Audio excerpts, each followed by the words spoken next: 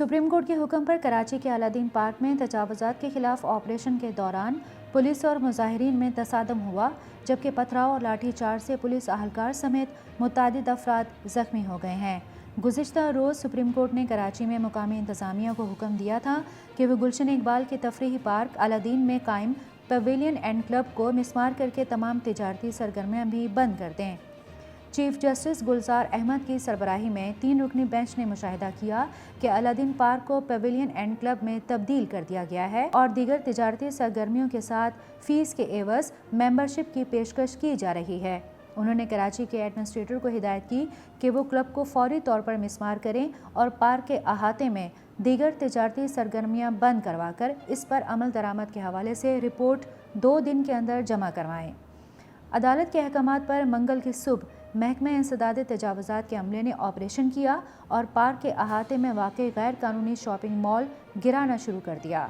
ताहम ऑपरेशन के खिलाफ दुकानदारों की जानिब से मुज़ाहमत की गई और एहतजाज शुरू कर दिया गया, जिसके नतीजे में कुछ देर के लिए ऑपरेशन रोक दिया गया।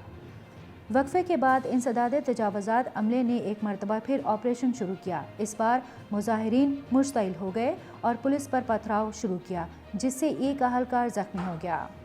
पुलिस की जानिब से भी जवाब में लाठी चार्ज किया गया, जिससे चंद मुजाहिरीन भी जख्मी हुए, जबकि मुतअद्दिद को हिरासत में ले लिया गया। सूरत हाल बिगड़ने पर ऑपरेशन को दूसरी मरतबा रोक दिया गया और भारी मशीनरी और पुलिस की भारी नफरी तलब की गई। 1 घंटे से ज़ायद के वक्फे के बाद ऑपरेशन एक मरतबा फिर जारी रहा और पार्क के अंदर वाक़ तजावुज़ात का खात्मा किया जा रहा है। ट्रैफिक पुलिस के मुताबिक हंगामा आराई के बाइस नीपा से जौहर मोड़ जाने वाली सड़क ट्रैफिक के लिए बंद कर दी गई है और ट्रैफिक को नीपा से हसन स्क्वायर की तरफ मुंतकिल किया जा रहा है। दूसरी जानिब अदालत उस्मा ने नस्ला टावर केस से मुतालिक दायर तमाम दरख्वास्तों को मुस्तरद कर दिया है।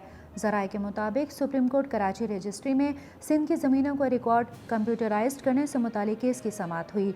चीफ जस्टिस की सरबराही में 3 रुकनी बेंच ने समाअत की।